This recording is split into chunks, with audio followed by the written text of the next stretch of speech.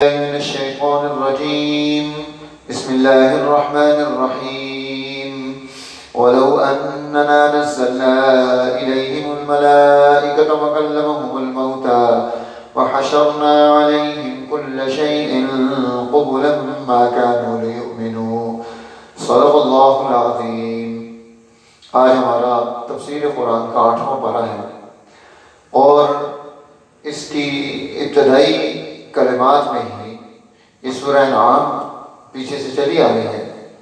फरमाया वलौ अन्ना नज़्ज़लना इलैहिमुल मलाइका, अगर हम इन पर फरिश्ते नाज़िल कर दें, वकल्लमहुमुल मौता, मुर्दे ज़मीनों से उठें और उठकर इनसे बातें करने लग जाएं, वहशरना अलैहिम कुल्ला शैइन क़ुबुलन, और हर चीज़ इनके सामने जिंदा करके पेश कर दी जाए, मा कानू लियुमिनू, इन्होंने किसी को भी नहीं मानना, यानी जिसने नहीं कबूल करना उसके लिए ये तमाम दलाइल, इस तरह की तमाम चीज़ें बेकार हो जाती हैं, क्योंकि उसने कबूल ही नहीं करना, बात मानने के लिए तैयार ही नहीं है।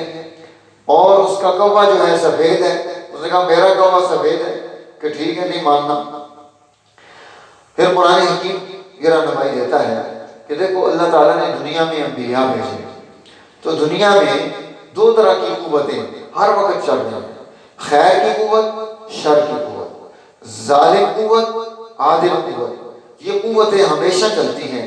इसीलिए फरमाया वकज़ालिका जअलना लिकुल्लि नबिय्यिन अदुव्वन शयातीनल इंसि वल जिन, कि हमने हर नबी के लिए शयातीनल इंस और शयातीनल जिन, दो किस्म की शरीर कुव्वतें इंसानों और जिन्नात में से पैदा की। अब उनका काम क्या है कि वो एक दूसरे को रहनुमाई देते हैं और अंबिया अलैहिस्सलाम की मुखालफत करते हैं। उनके हर काम में कीड़े निकालना, मुकाबले में आना, हर बात का मजाक उड़ाना, उसे तनाज़ा बना देना और उस हक को बातिल पेश करना, ऐसी चीजें लेकर आना कि कौमें और इंसान उनकी तरफ मुतवज्जे हो जाए, नबी की बात को न सुने। इसीलिए फरमाया देखो वतम्मत कलिमतु रब्बिका सिद्क़न व अदला, तेरे रब के कलिमात सच और अदल के साथ मुकम्मल हो चुके। इन कलिमात को कोई खत्म नहीं कर सकता, इनका कोई मुकाबला नहीं कर सकता। ये कुव्वतें कान फरमार रहेंगी, मदे मुकाबिल आएंगी, लेकिन अल्लाह ताला अंबिया अलैहिस्सलाम को फतह देगा, कामयाबी और कामरानी मिलेगी। फिर कुरान हकीम ने यहाँ ये बात इरशाद फरमाई कि दुनिया में जो है कौमों पर जो ज़वाल आता है उसकी वजह क्या होती है? वकज़ालिका जअलना फी कुल्लि क़रियतिन अकाबिर मुजरिमीहा, उस सोसाइटी के अकाबिर बड़े लोग वो मुजरिम बन जाते हैं, उनमें गफलत पैदा होती है, उनमें गुनाह पैदा होता है, उनमें बदअखलाकी आती है, वो नीचे पूरी कौम में सरायत कर जाती है। इसलिए उनका तकब्बुर वो कौमों को ले डूबता है।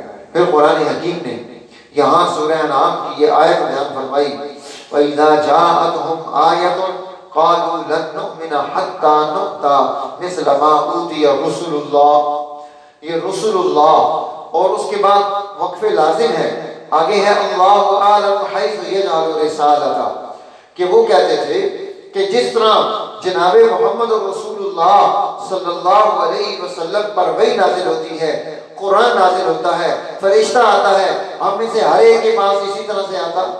अल्लाह फरमाते हैं अल्लाहु आलम हैसु यजअलु रिसालता, अल्लाह जानता है कि रिसालत का मनसब ये किसका अहल कौन है सोसाइटी में, जो अहल है उसी को मिलेगा। तो उलमा ने लिखा है कि ये जो दो अल्लाह आते हैं सूरह अनआम के ये 8वें पारे में, इन दो अल्लाह के दरमियान में तिलावत करते करते पहले अल्लाह पर रुक कर दुआ मांगे।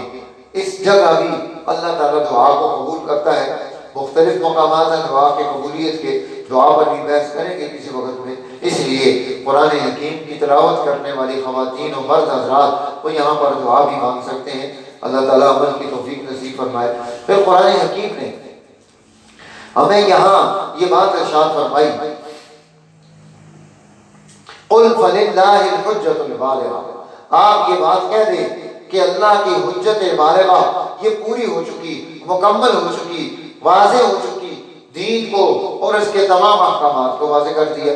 अब ये जो जुमला है कुरान हकीम का, ये इस आयत से इमामुल हिंद इमाम शाह वलील्लाह मुहद्दिस दिल्वी ने एक किताब तस्नीफ की जिसका नाम हुज्जतुल्लाह बालिगा रखा है।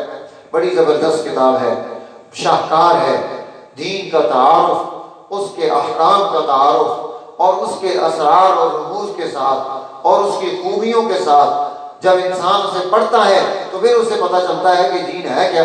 इसलिए अल्हम्दुलिल्लाह हमारे यहाँ इस किताब के पढ़ने का रवाज मौजूद है। हमारी सोसाइटी को इसकी तरफ तवज्जो करनी चाहिए। अगर आज हम जो है समाज को तरक्की की तरफ ले जाना चाहते हैं तो हमें उन लोगों को मुताले में लाना चाहिए जिनकी जिंदगियों में ये खैरें मौजूद हैं। फिर कुरान हकीम ने यहाँ मुख्तलिफ चीज़ें पेश की कि किस कौम ने अपने ऊपर क्या चीज़ हराम की थी, कौन सी चीज़ हराम, किसी ने क्या चीज़ हराम, किसी ने क्या चीज़ हराम। अपनी राय और मर्जी से किसी चीज़ को हराम करना और हलाल करना ये दुरुस्त नहीं है। इसलिए फरमाया आओ अब मैं तुम्हें ये बात बताता हूँ, कुल मेरे महबूब आप ये बात इरशाद फरमा दे, ताआलू अत्लू मा हर्रम रब्बुकुम अलैकुम, कि तुम्हारे रब ने क्या क्या हराम किया।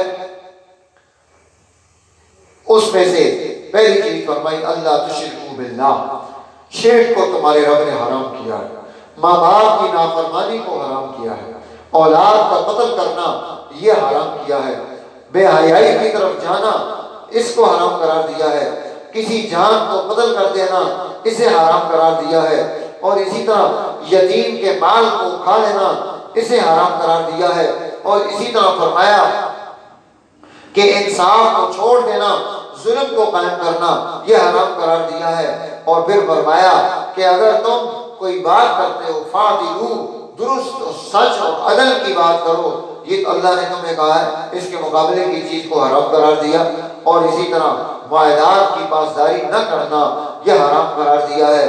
फरमाया कि जो इन चीजों पर चलेगा जो हराम है तो ये वो रास्ता है जो शैतान ने बताया है, और इनको अगर छोड़कर जो हक और हलाल चीजें हैं उन पर आएगा तो उनको शरीयत ने हलाल करार दिया है, तो ये अल्लाह का रास्ता है। इसी तरह अब जो है खिंजीर को हराम करार दिया, और इसी तरह दमे मस्फूह, खून जो ज़िबा करते हुए निकलता है वो भी हराम है। जिस जानवर पर अल्लाह का नाम नहीं लिया जाता वो भी हराम है। कुरान हकीम ने यहाँ उसकी तफसीलात भी बयान फरमाई। फिर फरमाया लल्लज़ीना फ़र्रक़ू दीनहुम व कानू शियआ, जिन्होंने दीन में फिरके पैदा करके टुकड़े टुकड़े इंसानों को कर दिया। वे महबूब इन्नल्लज़ीना फ़र्रक़ू दीनहुम व कानू शियआ लस्ता मिनहुम फ़ी शै, आपका उनके साथ कोई सरोकार नहीं है। ये फिरका पैदा करना, समाज को तोड़ना, ये मिशन नबूवत के खिलाफ है। आप हमसे कोई सरोकार नहीं कि आप उनकी तरफ तवज्जो करें। इन्नमा अम्रुहु इलल्लाह, हुक्म अल्लाह का है। फिर फरमाया कि जो एक नेकी लेकर आएगा अशरु अमसालिहा, उसको 10 के बराबर अजर मिलेगा। फिर सूरह आराफ है, यहाँ कुरान हकीम ने इसकी इब्तिदा में कुरान का तारुफ कराया, अल्लाह की जात का तारुफ कराया, और फिर फरमाया वलक़द मक्कन्नाकुम फिल अर्ज़, हमने तुम्हें जमीन में जगह दी, वजअलना लकुम फीहा मआइश, और तुम्हारे लिए हमने यहाँ रोजी का बंदोबस्त किया। क़लीलन मा तशकुरून, तुम शुक्र कम करते हो। तो कायनात ये अल्लाह ने पैदा की है और सारी इंसानियत को अल्लाह ने इसमें बचाया है। तो इसलिए अब किसी का हक नहीं कि इस कायनात से इंसान को निकाल दे। और इसी तरह बारिश, रोजियां, अल्लाह ने इंसान का ये हक रखा है कि उसे खाना पीना, उसकी ज़रूरतें ये पूरी की जाए। आज जो है इसके लिए भी उसे कोशिश करनी पड़ती है। कुरान हकीम हमें इसकी तरफ रहनुमाई देता है। फिर यहाँ हज़रत आदम अलैहिस्सलाम का वाक़या, शैतान के हालात, उसकी दुश्मनियाँ, इसको भी पेश किया। और फिर फरमाया अल्लाह ताला ने कि देखो आदम अलैहिस्सलाम जब उनसे जो है वो जन्नत से निकल जाते हैं तो फिर अल्लाह की बारगाह में दुआ मांग रहे हैं, रब्बना ज़लमना अनफुसना व इन लम तग़फिर लना व तरहमना लनकूनन्ना मिनल खासिरीन। ये दुआ हमें भी मांगनी चाहिए। फिर अल्लाह ताला ने इस वाक़े को सामने रखते हुए रहनुमाई दी। या बनी आदम। कितना प्यारा अंदाज है अल्लाह का। बनी आदम को, औलाद आदम को अल्लाह पुकारते हैं, या बनी आदम, ए औलाद आदम, ए औलाद आदम, औलाद आदम। अब उसने क्या करना है? क़द अंज़लना अलैकुम लिबासन, हमने तुम्हारे लिए लिबास उतारा। और फिर फरमाया या बनी आदम ला यफ्तिनन्नकुम अश-शैतान, ए औलाद आदम ख्याल रखना शैतान तुम्हें कहीं बहका ना दे, तुम्हें रास्ते से बेरा ना कर दे। फिर फरमाया या बनी आदम खुज़ू ज़ीनतकुम इंदा कुल्ली मस्जिद, जब नमाज के लिए आओ तो ज़ेब व ज़ीनत को इख्तियार करके साफ सुथरे होकर अल्लाह की बारगाह में हाजिर हो। फिर फरमाया कुल मन हर्रम ज़ीनतल्लाहि अल्लती अखरज लिइबादी, आप फरमा दें कि किसने इस ज़ीनत को जो अल्लाह ने अपने बंदों के लिए बनाई थी इसको हराम करार दिया। वो तय्यबात मिन रिज़्क़, ये पाकीज़ा चीजें किसने हराम कर दी? इंसानों से रोजी किसने खींच ली? कुल हिया लिल्लज़ीना आमनू फिल हयातिद दुनिया, ये दुनिया में ईमान वालों के लिए। आज हमें ये सबक दिया जाता है कि हमें ईमान वाला तो दुनिया में भूखा नंगा रहेगा, उसने कुछ भी नहीं खाना पीना पहनना, ना अच्छी जिंदगी गुजारनी है। क्यों जी? हम तो आखिरत में मिलेगा।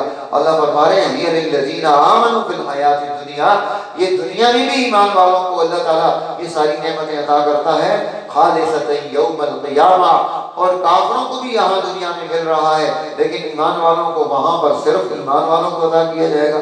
फिर जो है दुनिया में इंसान जब अल्लाह की आयात की तकज़ीब करता है और तकब्बुर का रास्ता इख्तियार करता है तो ये अल्लाह की रहमत के दरवाजे, जन्नत के दरवाजे, आसमानों के दरवाजे सब बंद कर देता है।